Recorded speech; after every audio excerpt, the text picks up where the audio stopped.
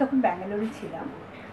মমতাজ সরকার আমায় ফোন করে বলল, আমার ছোট্ট মেয়েটা ফোন করে বলল যে আমরা একটা ফাইট ব্যাক বলে একটা সংস্থা বা একটা সোশ্যাল করার চেষ্টা করছি, তো আপনি যদি আমাদের পাশে থাকেন। তো এরকম কয়েছে পাশে থাকবো না কেন? কারণ আমরা রাস্তাঘাটে প্রতিদিন, আমি নিজেও উপন্যাস লিখেছি, দহন উপন্যাসে ঝিনু প্রতিবাদ করেছিল, এবং প্রতিবাদ করতে গিয়ে কত রকম কনসিকুয়েন্স মেয়েদের ফেস করতে হয় সেটাও আমরা দেখেছি।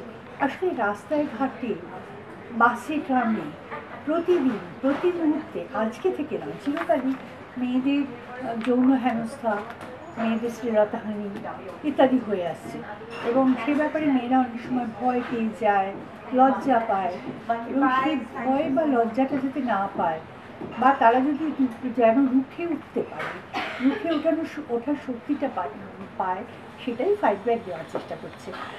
সবথেকে বড় কথা হচ্ছে যে ফাইট ব্যাক যেমন শেখাতে পারে যে সঙ্গে সঙ্গে একটা উপস্থিত বুদ্ধি কাজ করিয়ে, যখনই এরকমভাবে অসভ্যতা করা হলো একটা মেয়ের ওপর, মেয়েটি যদি সঙ্গে সঙ্গে একটা উপস্থিত বুদ্ধি কাজ করিয়ে কোনো একটা ছোট্ট উপায় বার করে কোনো শারীরিকভাবে সেই ব্যাপারটা ট্যাকেল করতে পারে, ছেলেটাকে একটু হাত মুটকে দেওয়া, বা যে চিমটি কাটতো তার এগেনস্টে তাকে শারীরিকভাবে প্রতি আক্রমণ করা, এটা যদি ছোটোখাটো ট্রিকগুলো যদি মেয়েরা জেনে যায়, তাহলে মেয়েদের পক্ষে অনেক সময় সঙ্গে সঙ্গে ঘটনাটার প্রতিবাদ করা সম্ভব হবে।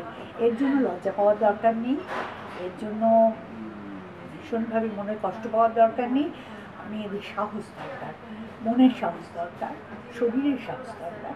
এই সাহস দিয়ে যাতে তারা ফাইট ব্যাক করতে পারে, সেই জন্যই এই সামাজিক একটা সংগঠন গড়ে তোলা হচ্ছে, সেটা হচ্ছে ফাইট ব্যাক, এবং আমি এই ফাইট ব্যাকের সঙ্গে নিশ্চয়ই থাকবো।